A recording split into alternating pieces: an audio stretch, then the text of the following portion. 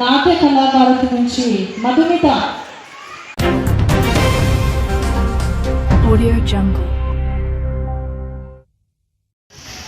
First స్టార్టింగ్లో నాకు ఒళ్ళు బాగలేదు, దేశమంతా తిప్పినారు. ఎక్కడ పోయినా కరెక్ట్గా ఆ టయానికేమో నొప్పి వస్తుంది, కడుపు నొప్పి. ఒళ్ళు నిండా తాతలు ఉన్నాయి.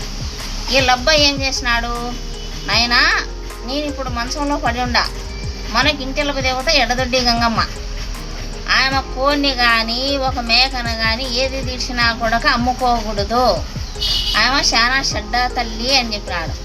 ఇంత సత్యమైన తల్లి అయితే వీళ్ళ దేశమందరి కాడికి పోయి నేను తాతలు చచ్చుకొచ్చుకునే అవసరం ఏముంది అని చెప్పి అప్పుడు ఇండ్లు వాకలు కడుక్కొని ఆమెకు ముడుపు కట్టుకునే. నాకు బాగుంటే తల్లి నీకు ఉగాది వచ్చే తల్లికి నాకు కడుపు నొప్పి లేకుండా పోతే నాకు ఏటను పెట్టుకుంటా ముక్కునే, ఇంకా అంటే ముక్కునే అంటే మళ్ళీ నాకు కడుపు నొప్పి కానీ ఏదే కానీ నా సమస్య అనేది లేకుండా బాగుండాలి. బాగున్న తర్వాత ఆ మేకపోతను తీసుకొచ్చినాం, అమ్మవారికి బలి ఇచ్చినాం.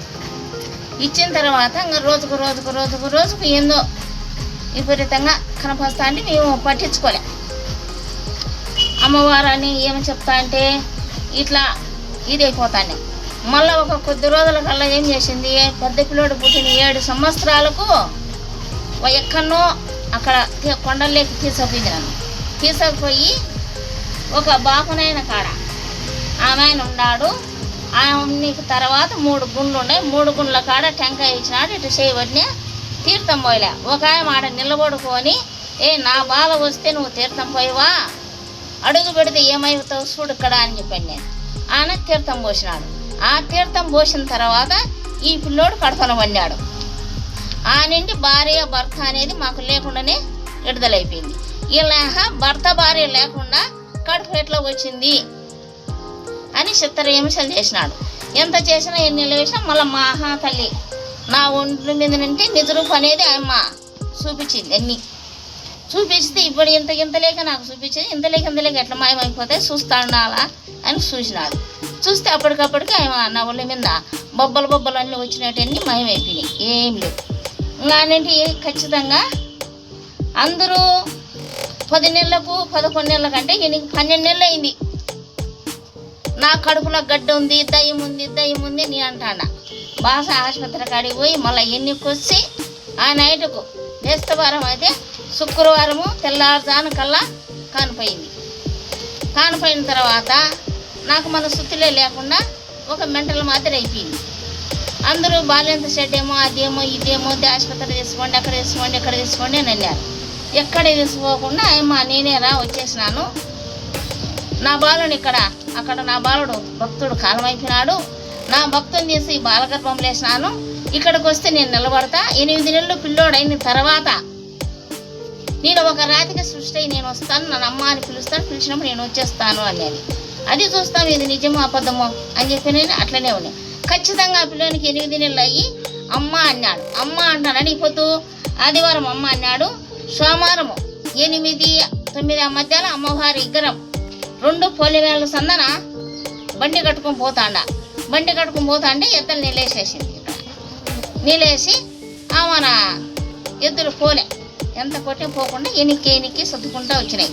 ఎనికి సర్దుకుంటూ వస్తా అంటే అప్పుడు నేనేం చేసిన, ఏంది తల్లి నాకు ఇట్లా అయిపోయింది మధ్యలోకి వచ్చినాక ఇంకా నేనేం చేయాలా అని చెప్పి భయపడి ఏదైనా పక్క నవ్వింది. పక్క నవ్వుతా అంటే ఏంది నవ్వింది అడవిలో, ఏంది నవ్వుతుంది అడవిలో అని చెప్పి చూచానేమి.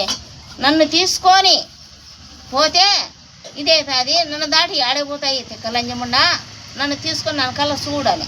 చూస్తానంటే అప్పటికి అమ్మవారు అంత అపరూతంగా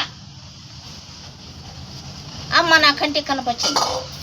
అంత అపరూతంగా కనపస్తానంటే అప్పుడు భయపడకోకుండా నన్ను తీసుకో, మన సుక్క మేకందను నరుకు కావాల్సిన ఫలితాన్ని తీసుకుంటే నాకు ఏ ఫలితం నాకు వద్దు తల్లి, నువ్వు ఉంటే చాలు, నాకేదో నువ్వే లచ్చిందేవి, నీకన్నా మించిన లచ్చిందే నాకు వద్దమ్మా అని చెప్పిన ఆ విగ్రహాన్ని తీసుకున్నా.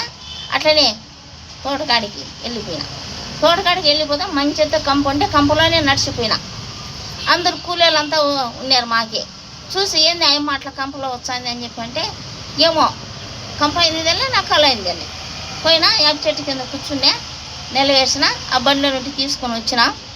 వచ్చిన వాళ్ళ కొన్ని కొన్ని అగసాట్లు పెట్టింది. పెట్టిన తర్వాత మళ్ళీ పిల్లోడు పెద్ద అయిన తర్వాత అంతా మళ్ళీ ఉత్తపత ఇక్కడికి విగ్రహం వచ్చిండేది ఎవరికి తెలియదు కదా. ఒక ఆయన ఆ ఊళ్ళో ఉంటే ఆయనకు నిద్రలో పోయి, ఒరే నేను ఫలానా చాట నేను వచ్చినా నాకు అరుగు కట్టించురా అని చెప్పి ఆయన కల్లో పోయి చెప్పిందంట. ఆయన ఎతుకులో ఆడుకుంటే ఒడ్డుగోలు ఆయన వస్తే, అమ్మ ఇక్కడ అమ్మవారు వచ్చిందంట, నేను అరుగు కట్టియాలంటమ్మా, మీ సొమ్ము వద్దంట అంటే అడుక్కుంటూ వచ్చినాడు. వీడికి వస్తా అంటే మాకు వచ్చింది నాయన అని చెప్పంటే ఆయనకు అరుగు కట్టించి ఇదంతా నిలవేసినాడు. ఇట్లా దావన పోయే వాళ్ళకు చెప్పటము, పొలం మీద పోయే వాళ్ళకు చెప్పటము, నన్ను చూస్తానంటే వాళ్ళు ఉండేటి విగ్రహాలు గడ్డకు రావటము, ఇట్లా జరుగుతూ వచ్చా. ఇంకా అప్పుడు అమ్మవారి కాడ పసుపు కుంకుమ పెట్టినా, అన్ని మొక్కలు పెట్టినా వాళ్ళకి ఇస్తే బాగా అవుతా వచ్చా. అట్లా జనాలందరూ చుట్టుకుంటూ వచ్చేసింది, ఎక్కడెక్కడ జనాలంతా పెంపమైతే వచ్చింది. అప్పుడు ఎరుగు కట్టించినారు. ఆ నింటి భక్తులు ఎవరెవరు బుద్ధి పుట్టినట్టు వాళ్ళు చేయిస్తూ వచ్చినారు. అయితే మన దగ్గర మాత్రం ఆ అమ్మవారు మాత్రం మన పావలా ఖర్చు పెట్టలే. అయితే పెట్టించుకోవద్దని చెప్పింది మాకు. నీ సొమ్ము నేను పెట్టుకోనరా, నీ స్థలంలో నాకు ఒక జానడు స్థలం ఇస్తాను, నేను వచ్చిన భక్తులతోనే నేను చేపించుకుంటాను అనేది. అదే ప్రకారంగా వస్తున్న భక్తులనే ఈ మంచి చచ్చిపోతాడు అని డాక్టర్లు అన్నా కూడా ఈమె దగ్గరికి వస్తే ఒక 3 రాత్రులు కానీ 5 రాత్రులు కానీ నిద్ర చేసినారనుకో, వాళ్ళు లేచి రెడీగా బాగా కూర్చుంటారు. ఏమన్నా నమ్ముకొని వస్తే ఇబ్బంది లేకుండా ఎటువంటి ఒక దయ్యాలున్ని, పేడలున్ని, పిశాసులున్ని, ఏ కర్మమైన ఒక చేతుబడులు కానీ ఏమన్నా కానీ ఆయన మీద పసుపు కుంకుమ పోసి ఆయన కాడ నిమ్మకాయలు పెట్టుకొని మనం తిన్నామనుకో మనకి ఇబ్బందిలే. ఒక సంతానం లేకుండా కూడా కొడుకు లేరు, కూతుళ్ళు పుట్టినారు, ఆయమని నమ్ముకొని ముడిపో కట్టుకుంటే తల్లిదో నీకు ఫలాన్ని ఇస్తా, నాకు ఫలానా కొడుకు కావాలంటే కొడుకునిస్తా వచ్చింది.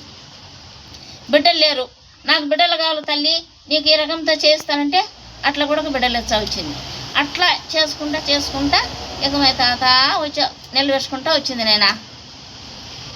అది సమస్య. అన్నదానానికి కూడా భూమి ఇచ్చినారు ఆయమ్మ. ఇప్పుడు ఏమంటే ఏరు వచ్చింది, కొట్టకపోయింది కాబట్టి మనం చేయలే.